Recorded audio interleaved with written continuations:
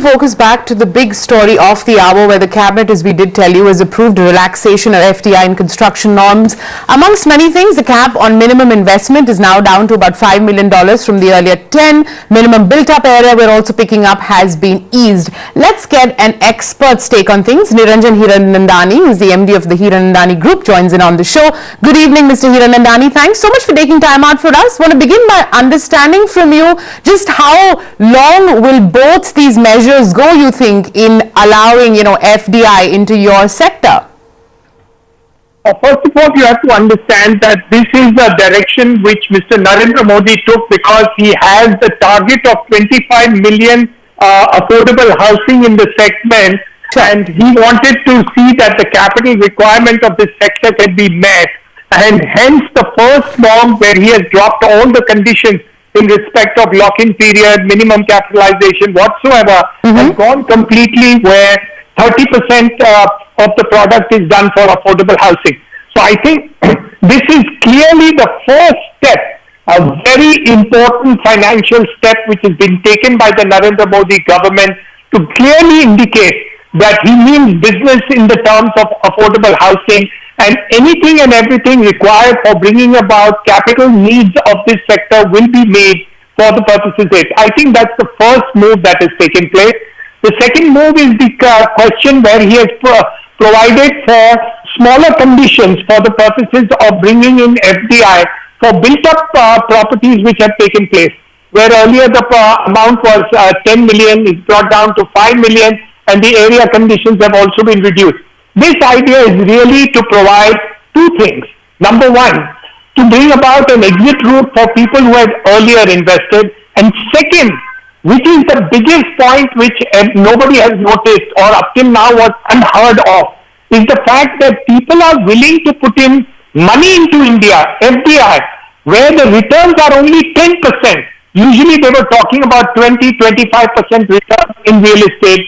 Today, I heard from Anuj Puri of JLL that companies like Blackstone are ready to put in investment of FDI in real estate with returns of only 10%. Now, this is breaking news of the first order, where I think a huge amount of money with lower rates of interest and return are expected in FDI.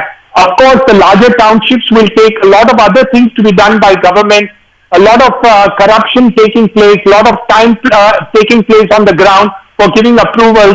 I think those things will be separately sought out. But I think this is a great beginning in order to attract capital into real estate. A much needed thing if Mr. Narendra Modi is to achieve the capital, the target of 25 million houses in 8 years. Right. Mr. Hiranandani, surely point taken that the return expectations both at the institutional, at even the retail end, have starting to get adjusted with what has happened in the real estate market in India over the last 5 years. But talking of these two particular norms, the one minimum built-up area and the size, the minimum capital being cut to half, do you think this would see some response from interested parties also? You travel across the globe and are observing sector across the globe. Are you witnessing some interested parties which would be with these ease norms start approaching players here in India?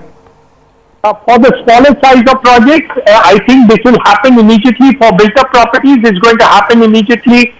This is going to take place instantly. In fact, a lot of people have lined up to bring in the capital.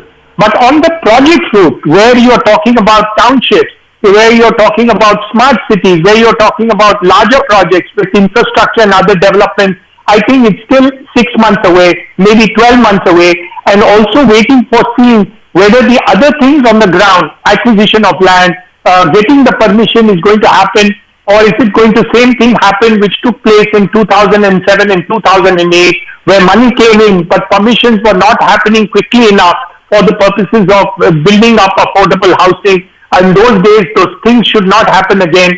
Nothing has happened in the ground, and a lot of work has to be done by the state government. So we hope that people like Mr. Devendra Fadnavis, who comes into play, will make the necessary changes which have to happen at the ground level.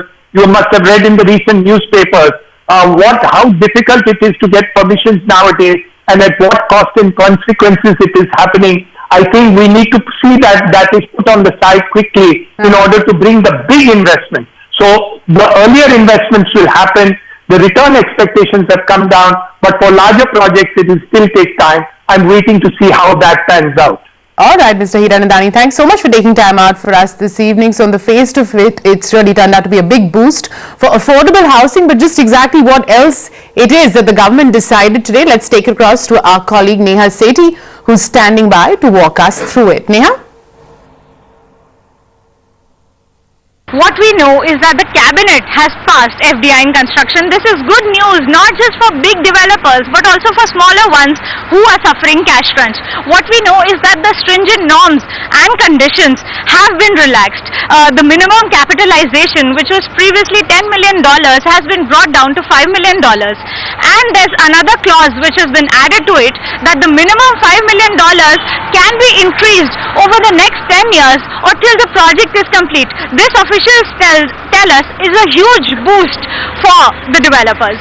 Also, what we know is that the minimum built-up area has been reduced to 20,000 square meters from the previously proposed 50,000 square meters. Also, there's a huge boost for smart cities and affordable housing, both of which were announced during the budget.